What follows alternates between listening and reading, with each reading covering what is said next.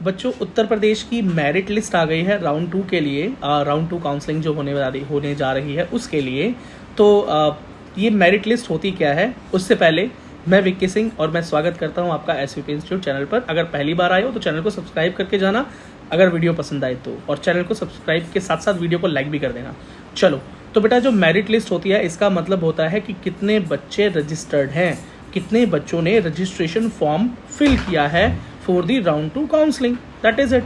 ठीक है, अब उसके अंदर बच्चों की जो डिटेल है उसमें बच्चों का रजिस्ट्रेशन नंबर और उनके मार्क्स वगैरह ये सारा डिटेल रहता है। बट उससे हमें क्या पता चलता है, इससे हमें पता चलता है कि इस राउंड ऑफ काउंसलिंग में कितने बच्चे पार्टिसिपेट करने जा रहे हैं, तो जिससे कट ऑफ का अंदाज़ा लगाया जा सकता है और साथ ही साथ ये भी अंदाज़ा लगाया जा सकता है कि कंपटीशन कैसा रहने वाला है राउंड 2 में और चांसेस क्या हैं, पर्टिकुलरली आपके अगर आप यूपी काउंसलिंग में पार्टिसिपेट करने वाले हैं।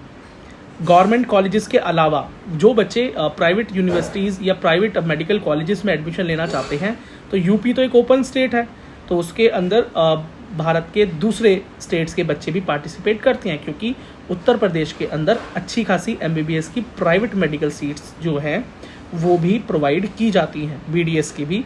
और जो फीस है वो वेरी करती है, बहुत ज़्यादा भी है और बहुत कम भी है, माइनॉरिटी कॉलेजेस भी हैं। तो इसीलिए भी प्राइवेट और डीम्ड यूनिवर्सिटी की काउंसलिंग के लिए भी ये जो यूपी काउंसलिंग राउंड 2 है ये बहुत इंपॉर्टेंट होने वाला है, बड़ा निर्णायक होने वाला है। वो मैं क्यों बोल रहा हूँ, क्योंकि मोस्टली जो सीट्स हैं वो राउंड 2 में अब फिल हो जाएंगी और बच्चे जो हैं वो सेटल हो जाएंगे। सेटल का मतलब कॉलेजेस में एडमिशन ले लेंगे। अपग्रेड के लिए बच्चे कम जाने वाले हैं, क्योंकि राउंड 3 में डीम्ड एंड प्राइवेट यूनिवर्सिटीज़ में बहुत ज़्यादा सीट्स बचने वाली ही नहीं है। टॉप यूनिवर्सिटीज़ की तो अभी भी सीट्स बहुत कम ही बची हैं, पर फिर भी अभी भी सिग्निफिकेंट सीट्स बाकी हैं, उसके बारे में भी हम बात करेंगे। और बच्चे अभी आपका सीट मैट्रिक्स जो है वो रिलीज़ नहीं हुआ है। ये सीट मैट्रिक्स क्या होता है अगर नहीं पता तो मैं बताता हूँ। सीट मैट्रिक्स का मतलब होता है कि कितने कॉलेजेस जो हैं उत्तर प्रदेश में या किसी भी अगर ऑल इंडिया की काउंसलिंग है, किसी भी स्टेट की काउंसलिंग है, कितने कॉलेजेस जो हैं अपनी सीट्स प्रोवाइड कर रहे हैं राउंड 2 में, मतलब पार्टिसिपेट कर रहे हैं, और कितनी नंबर ऑफ सीट हैं और किस किस कैटेगरी की सीट्स हैं। ठीक है, ये सीट मैट्रिक्स होता है, वो अभी रिलीज़ नहीं हुआ है। जैसे ही आएगा उसका बढ़िया बेहतरीन एनालिसिस लेकर मैं यहाँ पर आ जाऊँगा, ताकि आपकी प्रेफरेंस लिस्ट बनवाने में मैं आपकी हेल्प कर सकूँ और आपको एक बेस्ट टू बेस्ट कॉलेज में पहुँचाया जा सके, क्योंकि राउंड 2 ही एक निर्णायक राउंड होगा। क्योंकि राउंड 3 में तो बेटा सिर्फ वो मूव अप है कि बस जाओ और झपटो, लेकिन वो एक बहुत कॉम्पिटिशन वाली प्लेस हो जाती है। तो राउंड 2 में एक अच्छी पॉसिबिलिटी है कि आपको कॉलेज मिल जाएगा। ठीक है, क्योंकि राउंड 2 तो बेटा और राउंड 3 तो आपको पता ही है कि एक तरीके से सिर्फ और सिर्फ एक चांस वाली बात हो जाती है। ठीक है, वहाँ पर शॉर्टी नहीं दी जा सकती। तो अगर आपको अपनी प्रेफरेंस लिस्ट बनवाना चाहते हैं तो आप इस चैनल को एज ए मेंबर ज्वाइन कर लें, ज्वाइन बटन पर क्लिक करके। बाकी इस वीडियो के डिस्क्रिप्शन में भी मैं इस चैनल को ज्वाइन करने का लिंक दे दूंगा, तो ज़रूर जुड़ जाएं, ताकि मैं आपको आपकी प्रेफरेंस लिस्ट बनाने में मदद कर सकूँ। चाहे आप PWD हो, चाहे जिस भी कैटेगरी से आप बिलोंग करते हो। मैं बात कर रहा हूँ राउंड 2 ऑफ उत्तर प्रदेश। ठीक है, फिर सीधी सी बात है, एक इंपॉर्टेंट बात और मैं आपको बताने जा रहा हूँ। जब आप काउंसलिंग में बैठेंगे और अपनी प्रेफरेंस भरेंगे, प्रेफरेंस भरना तो आपको पता ही होगा, नहीं पता तो मैं बता देता हूँ कि जब आप रजिस्ट्रेशन करने के बाद और अपनी फ़ी पेमेंट ज़रूर कर लें। फ़ी पेमेंट मतलब सिक्योरिटी अमाउंट ज़रूर जमा कर दें। अगर आप नहीं करेंगे तो आप चॉइस फिलिंग नहीं कर पाएंगे और अपने डॉक्यूमेंट भी वेरीफाई करा लें ऑनलाइन अपलोड करके। ठीक है, तो जल्दी इस प्रोसेस को कंप्लीट कर लें।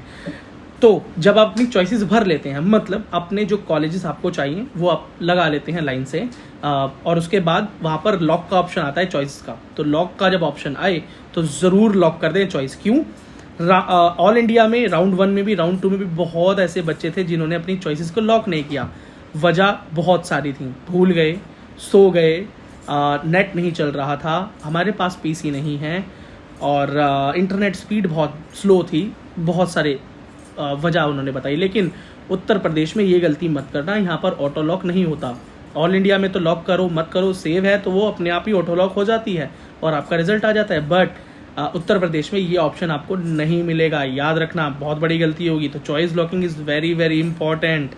ठीक है, तो अब बेटा इसके बाद मैं बात करूँगा एक्सपेक्टेड कट ऑफ की।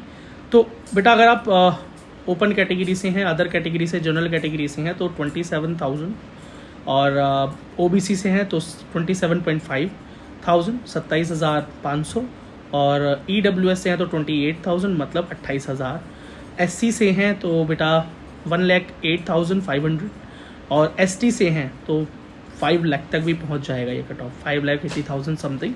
तो ये मैं ऑल इंडिया राउंड की बात बता रहा हूँ, ये वहाँ तक पहुँच जाएगा।